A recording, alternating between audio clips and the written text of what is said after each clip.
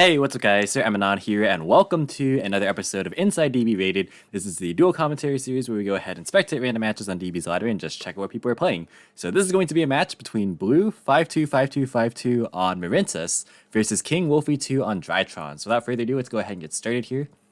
So it looks like the Drytron player is going to take the RPS win, and they're going to opt to start.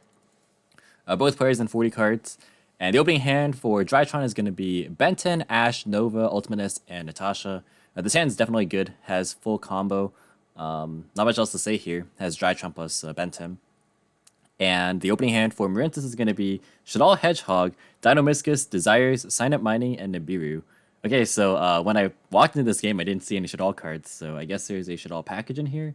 Pretty interesting to see what this is used for in this deck. But has a pretty good hand trap for going second, which is not too bad, especially against Nova openings, because they're forced to go into Hcabe and like Anima to get the majority of their play started. So it's more effective when they open Nova. But they're going to start with a copy of Nova. That's going to summon the Delta from deck. And then they're going to link that away for Hcabe, and then activate the Delta. That's going to tribute Benton from hand, summoning itself, and then going to reveal the Ultimatist to draw. And they're going to pick up a copy of Prep. Definitely not terrible. And then the Benton is going to pick up a copy of Manju. They're then going to normal summon the Manju and then use that effect. That's going to grab a copy of Meteonis. So even if they don't go for Anima, this is already 4 summons and carries the 5th. So Nibiru is going to be quite nice. Link those off for a copy of Union Carrier. And then that is going to equip to itself, but going to chain Nibiru to that. So the board gets wiped, and there's actually no more Drytrons in this hand, so it's probably just going to be a pass. Yeah, they're just going to pass turn from there. For turn, the top deck is going to be Pascalis. So this is the one that's basically Marauding Captain for Marincesses, and then also allows you to recur Marincess spells or traps by banishing it from your graveyard during the main phase, except during the turn it was sent there. So pretty good. I actually have a fair understanding of how this deck operates. This hand's definitely very solid. They're going to start with the Pot of Desires. That's going to banish 10. And that's going to be Ashed. So let's see what it was banished. It's going to be Nibiru, Ash, Droplet, Gamma. So a lot of hand traps here. That's pretty good. Ash, another Droplet, Sign Up Mining, Shadal Fusion, Blue Tang, and Desires. So I would suspect that this is just like Shadal Fusion for going second. So not really sure what the synergy is here, but pretty fascinating. We didn't get a whole ton of intel, unfortunately, on the Shadal side of things besides Fusion. Gonna normal summon Pascalis and then link that away for a copy of Blue Slug. That effect is gonna add back the Pascalis from the grave to hand. And then going to activate Sign Up Mining. That's gonna pitch the Pascalis to grab a copy of Marincess Seahorse. And then Seahorse is gonna special itself by its own effect. And then going to link that away for a copy of Sea Angel. Angel gonna search for the Battle Ocean. And then going to link those two away for a copy of Splash Mage. This is cool because it's actually water, so it works under anemone and stuff. But Splash Mage, that's going to bring back the Pascalis here. And then those two are going to be linked away for a copy of Anemone. And then that's going to bring back the Splash Mage. And then going to go to Battle Phase. I feel like there is definitely a way to make game here. They had Pascalis mining, even after the Desires got ashed. They could have gone like Mining Pitch, one of these two, and then search for Blue Tang, and then Pascalis summon Blue Tang, and then Blue Tang send the Seahorse, and then add it back off the Blue Slug. So you have one extra body, so you can go for like Access Code Nibiru, and that should be game. So there was definitely a way to make that work, provided that they weren't trying to like actively play around Nibiru. Pretty interesting though. But yeah, Splash Mage gonna attack into the token, or was that Nibiru? I didn't catch it. Yeah, it looked like it was Splash Mage. Yeah, because it was 0 defense. So that's gonna be 5,000 damage. Main phase 2, going to activate Battle Ocean, and then link for a copy of the Great Bubble Reef. And then Coral Anemone will trigger as well as the Battle Ocean, so that'll equip the Anemone, and then add back Seahorse off of the Anemone effect. And then going to set Dinomischus and then pass. For turn, the top deck is going to be Twin Twister. That's pretty fascinating. I wonder what this is for. Maybe they're running into like a lot of Eldritch or just trap decks in general. But that'll be nice here to get rid of the Dinomischus, because that's really the only interruption as of right now. Gonna activate Bubble Reef in standby phase. That's gonna banish the Blue Slug to draw 1. And then it gains 600 as well, I believe. Yes. So draw Shadal Fusion. So yeah, Twin Twister going to pitch Natasha. That's going to get rid of the Battle Ocean and the Dynamiscus. So yeah, this wasn't even unaffected because it wasn't made with the Crystal Heart anyways, but it's nice to get rid of it. And then they're going to activate Preparation of Rites. That's going to search Benten. They could have actually pitched the Meteonis off of the Twin Twister so they could add it back off the prep. Just like keeps an extra card in hand. Gonna use the Delta in Graveyard. That's going to tribute Benten, summon itself, and then reveal the Ultimateness, and then get a draw. Draws another prep. Definitely not horrible. There's only one search target left, though, at least in the standard builds, being the third Benten. But Benten gets a trigger here as well. That's going to grab search for Cyber Petite Angel. And then normal summon Angel, that's going to grab Benten. And then going to activate Meteonis, that's going to summon back Natasha. And then Natasha going to gain 500 life points. And then going to link those off for a copy of Masquerena. And then going to banish the Benten to trigger Natasha. And then steal Nibiru, summon itself. And then gain 1500. And then gonna link everything off for a copy of Access Code. Oh, just kidding. Boral Sword. That works too. Either way, it's fine. And then Natasha triggers again, and that's just going to be the end of game one. So pretty interesting. I definitely do think that Marincess could have actually won that game. Again, provided that they just went for Pascalis for the blue Tang. But regardless, we're going to see Marincess take game number one here. So now we're going to go into game two, and it looks like we're going to have Marincess start things off this time. If you guys are enjoying this video, definitely be sure to leave a like, as well as subscribe if you want to see more commentary similar to this style. But the opening hand this time for Marincess going first is going to be Nibiru, Basilama, or I can't pronounce this name, Basilalima, I'm going to go with that. Desires, Gamma, and Upstart. So this card's actually relatively new. This card says, if a monster you control be destroyed by a card effect, you can banish this from your graveyard instead, and you can use each of the following effects once per turn. You can banish a Marincess Trap from your grave, add a Marincess Trap with a different name from your deck to your hand, or if this card is banished, you can target one face-up monster you control and it gains 600 attack. So the only Marincess Trap most people run is the Wave, so that's like the effect negation one. So I'm curious if there's actually going to be more traps, or if this is just another Marincess name, which is like generally appreciated.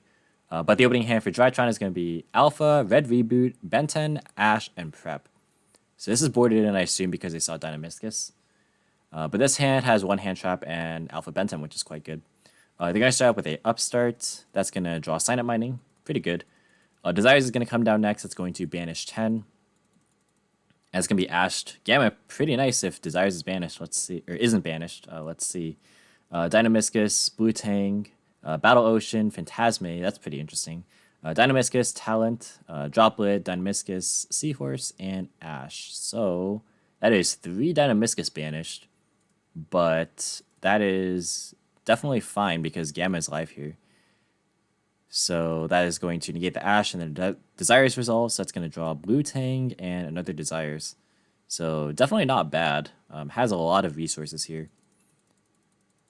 They're going to start with a copy of Blue Tang. That's going to mill a copy of Pascalis from the deck to the graveyard. And then going to link that away for Blue Slug. Blue Slug and Blue Tang both trigger here.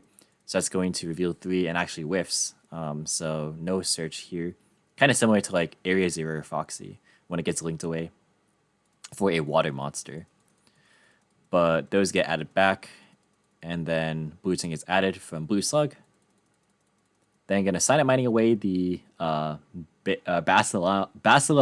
Jeez, I cannot pronounce that card. But that's going to search for a Seahorse. And then going to link that away for a copy of the Sea Angel. And then that effect is going to search up. Just kidding. The Battle Ocean was banished. Yeah, it was. And they're only playing 1, it looks like. Going to link those off for a copy of Coral Anemone. That's going to bring back the Pascalis. And then that gets the trigger to summon the Blue Tang from hand. And then those are going to be overlaid for Bahamut Shark, and then that's going to detach to summon a copy of Toad. And then those are going to be linked away for a copy of Marbled Rock. So it's evident that they're not playing Omega, because they have to do it prior to Anemone effect, since it does lock you into waters for the remainder of the turn. So yeah, these are just kind of sitting here. Marbled Rock effect, that's going to be activated after the Coral to add back Pascalis. So this is going to add back the Blue Tang as well. And then going to pass, the Cypherms get banished. So 2 interruptions here. For turning the top deck is going to be Herald of Orange Light. This could be relevant for sure. Going to start off with a copy of Preparation of Rites. That's going to grab Benten. And then Alpha, that's going to tribute Benten. Going to summon itself and search Ultimateness. And then Benten triggers in a separate chain. That's going to grab Manju. And then from here, you're going to normal summon Manju. And then that's going to be negated by Toad. Definitely can Ultimateness, or sorry, Orange Light here. Pitching the Ultimateness. Because you definitely need access to the Meteonus here. So yeah, Orange Light going to negate the Toad. And then search Meteonus off of the Manju. And then Toad gets a trigger to add back as well. So Toad to add back Seahorse. And then those are going to be linked away for your copy of Union Carrier. Union Carrier effect is going to equip the Dawn Knight to itself. And then Meteonus is going to tribute that away for a copy of Ultimateness. And then Dawn Knight triggers here as well. That is going to send a copy of Gamma. And then Gamma going to tribute away Benten. That's going to summon itself as well as the Alpha. Benten activates here. And then they're going to chain Nibiru. Definitely a good time to do it. Because it's not guaranteed that they don't have a fairy, but this is the best window to do so. And it turns out here they don't. So everything gets tributed. And the Benten will search a copy of Benten. And this token has 3k defense and then a lot of attack, 6k plus 25, so 8,500 and 3k defense. It's going to pass from here. The top deck is going to be another Nibiru, but this is definitely fine because there's no interruptions and they have their full engine. So this is looking like Marincess' game.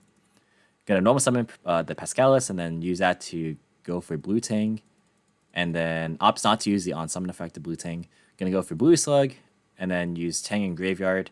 Also doesn't add back with a Slug. That's pretty interesting. Whiffs again with the Blue Tang, by the way.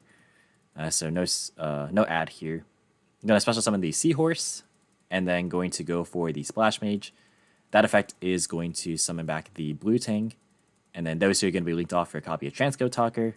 Transcode is going to bring back the Splash Mage. And then those are going to be linked away. Oh, they are thinking or reading. All right, that's going to resolve. So that's going to go for Access Code next.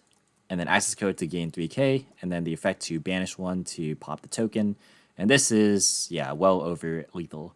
And this could have been the setup last game, so definitely interesting. Yeah, Battle Phase is going to attack for a nice amount of damage here. Enough for game for sure. So now going to move to game 3. Pretty interesting. The series is tied 1-1. And it looks like Drytron is going to go first in game number 3 here. Before we get started here, just want to quickly shout out my patrons as usual. Thank you guys for supporting the channel. The long form and consistent content is made possible thanks to you guys. And if you do want to help support the Patreon as well, definitely go ahead and check that out in the description box. But we're going to go ahead and move to game 3. Drytron going first. It has an opening hand of Nova, Dawn Knight, Orange Light, Benten, and Prep. So kind of similar to game 1, a bit weaker because obviously they drew the Dawn Knight. But yeah, it has like the Nova as the Drytron name. And then a couple of ways to get Benten. So definitely pretty solid. And then the opening hand for Marincess is going to be Seahorse, Ash, Gamma, Nibiru, and then the Basilalima. I hope I'm pronouncing that correctly. I should have looked it up before I recorded, but somebody can correct me if I'm wrong here. But this is definitely good. 3 hand traps, I mean, that's very solid. Gonna start with a copy of Preparation of Rites. That's going to be Ash. And then going to go for a Drytron Nova next. That's going to summon out Alpha from deck. And then going to link that for a copy of Linkuriboh. And Alpha going to tribute away Benten. That's going to resolve, so it's going to summon itself and then search for another Benten. And then Benten in Graveyard going to search for Ava. And then going to normal summon the Dawn Knight. And then link those for a copy of IP Masquerena. And then Dawn Knight triggers here. That's going to be Gammod. And then going to chain Orange Light to negate that. Maybe it was worth using Gamma and Alpha. I mean, with Perfect Info, it was definitely solid because the only cards in hand would have been Herald and Dawn Knight at that point. But, I mean, you're not guaranteed to know what's in their hand. I mean, here it's a little bit more info because they're trying to clearly send the Zeta because you saw them search, I believe this Benten actually, is this Benten known? I already forget. Yeah, no, it is known because it was searched off of the Alpha. So, yeah, they're clearly trying to send Zeta so they can get the access to the Meteonus. Or, like, at least have a way to get to Manju to get there. So, yeah, I guess that was a good time to Gamma. It's just they had the Orange Light. But yeah, that resolves, so that's going to go for Zeta. And then gonna pick up a copy of Orange Light off of the Ava, as well as a copy of Petite Angel, by banishing 2, of course. And then going to tribute away Ben 10 for Zeta. That's going to summon itself, and then grab a copy of Meteonis. And then Ben 10 triggers here as well. That's going to grab Ultimateness. And then going to activate Meteonis. I mean, you know the full hand. I think it's worth going for Nibiru here, because they're going to have to Orange Light, otherwise this won't be able to resolve. And then if you do that, then they'll have 0 cards in hand, so their board doesn't actually do anything. So it looks like they're not going to go for Nibiru. Ultimatus goes or hits the board, and they're going to actually try and do it at the end of main phase here. But then that's obviously just going to be negated via Ultimateness. So yeah, they're still going to have either a Negate or a Masquerena to go into Unicorn. So I definitely think that Nibiru should have been chained in response to the Meteonis for sure, because that could actually be game winning. Gonna draw for turn, it's Trap Trick. So we saw Dynamiscus. We don't know the other targets. We can assume that there's a wave, obviously. Yeah, gonna start by normal summoning the Bastila Lima. And then on summon, gonna use Masquerena. That's going to go for Unicorn. Yeah, this deck is relatively normal summon reliant. So yeah, gonna Unicorn spin that away. Gonna set Trap Trick and then pass. Draws Callback for turn. So that's good to stop any lingering hand traps. And then going to activate Alpha in Graveyard, tributing away the Ultimateness. Summon itself and grab Ben 10. And then going to go for Meteonis on Alpha. And then those two are going to be linked away for a copy of Access Code Talker. And then on summon, that's going to gain 3k attack. And then Resolution going to activate the Trap Trick and then go for Dynamiscus to banish it. Oh. Wait. Huh. So they just submitted defeat instead. I guess that means that they sided out their Dynamiscus, which is unfortunate. So yeah, there was no legal target for this, or even if there was, like Wave doesn't do anything here, and that was just gonna be game for sure because Zeta engrave, tribute away Ben 10, grab Manju. Like you can go Meteonis for Ultimateness, and that's game. So yeah, I guess there was just no Dynamiscus left in deck. I mean, to be fair, also there would just be no follow up unless the top deck was like literally, well, it could be any Marincess at that point, which isn't horrible since this would be pitched. You can grab it up Blue Tang, but pretty interesting for sure. But yeah, Drytron gonna take this match 2-1, and that's gonna be it. So that's gonna do for the video, guys. Thank you so much for watching. Hope you enjoyed. If you did, be sure to leave a like as well as any thoughts or feedback in the comments. Subscribe for more informative and competitive Yu-Gi-Oh content. If you want to, you can follow me on all social media platforms or support me via Patreon TCG player. All the links are in the description as usual. And until next time, I'll catch you in the next video. See you guys.